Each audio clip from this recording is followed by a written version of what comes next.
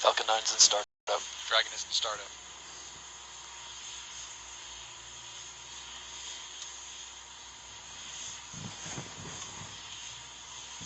Stage 1 and Stage 2, resting for flight. LD verified, go for launch. LD verifies, go for launch.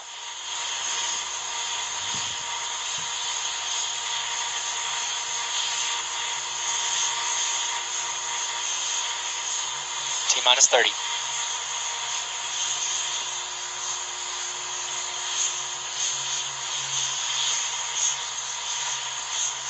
T-minus 20. Falcon 9's configured for flight. T-minus 10, 9, 8, 7, 6, 5, 4, 3, 2, 1, 0. Liftoff.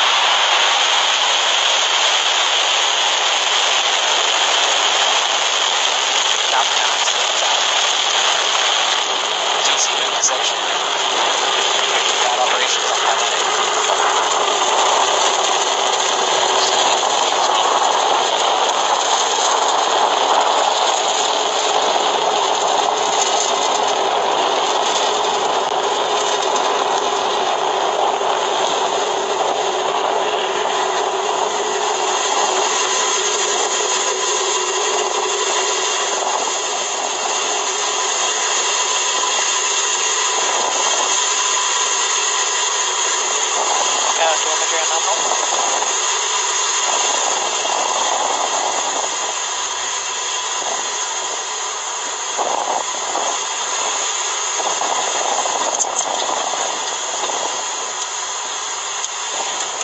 And Falcon 9 is on its way to delivering Dragon for its 10th commercial release resupply services mission.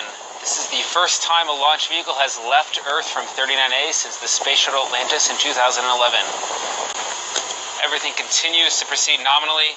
We are just about to transition through max Q, maximum aerodynamic pressure. That's right after we pass supersonic. Max Q is one of the highest stress states on the rocket.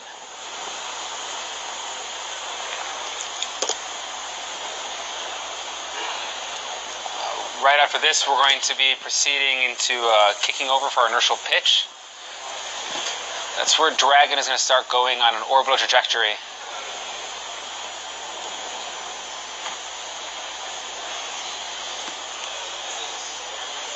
Everything continuing to look nominally for today's launch. You'll continue to hear the operators call out various power and communication system performance as well as propulsion.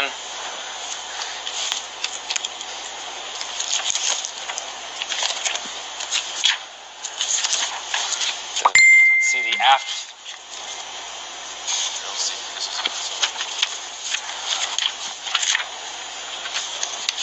Now what you are seeing is a view from the inside of the second stage.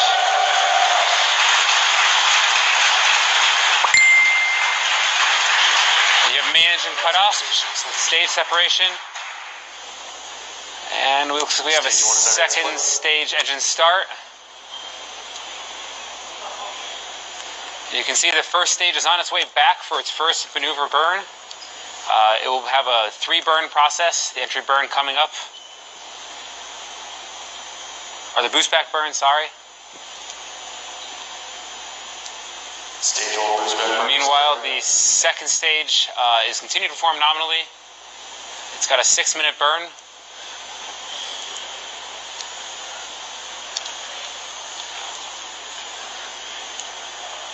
The first stage burn continuing to proceed nominally. This boost back burn will go on for about another 10 seconds.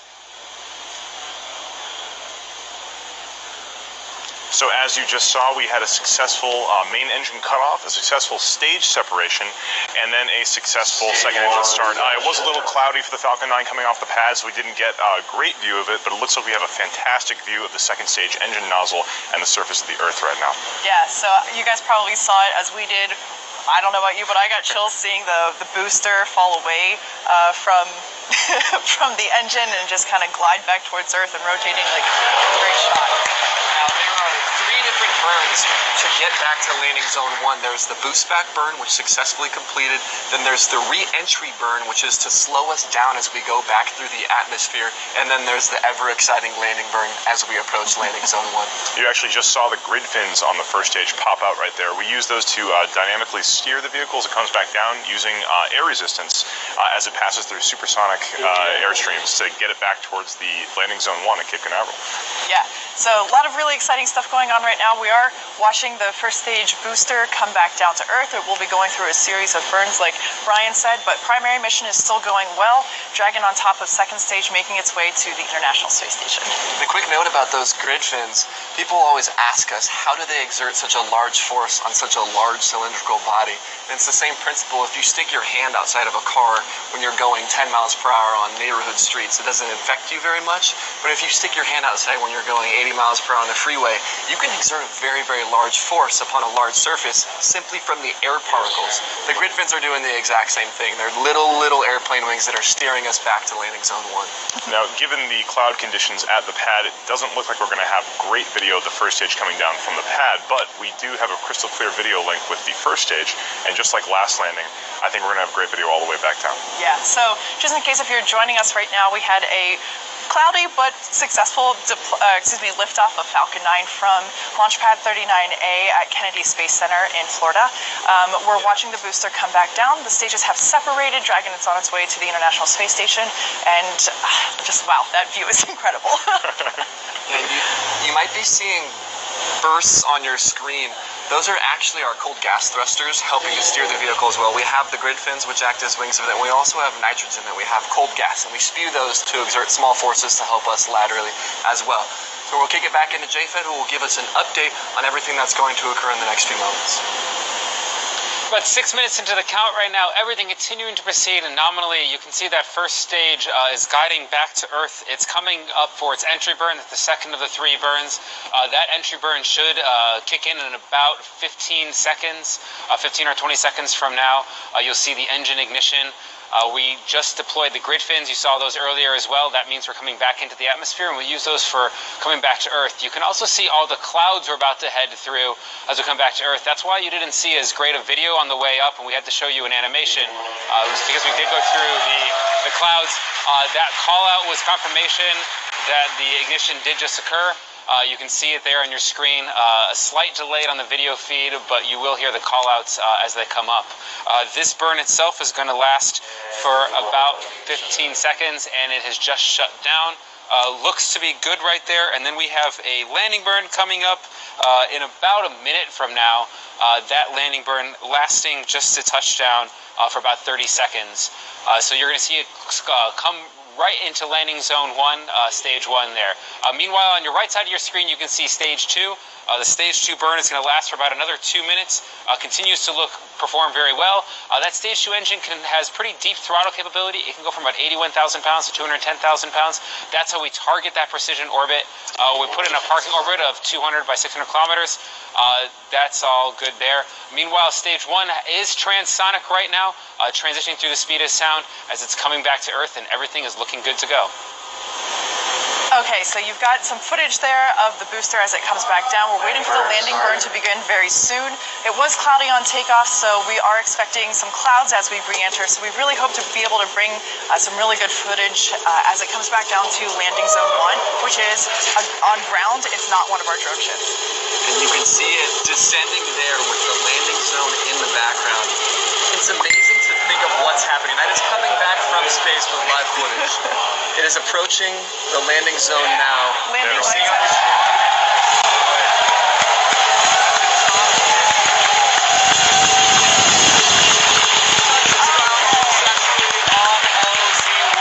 Congratulations, Falcon. The Falcon has landed once again, landing zone 1.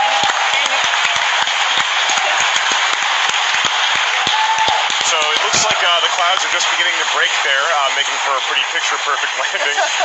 No video from the ground like we had expected earlier, but we did get great video all the way down. So right now, the second stage looks like it's also proceeding normally. The primary mission today is, of course, to bring the Dragon to the International Space Station, and by all accounts, it looks like it's going very well right now.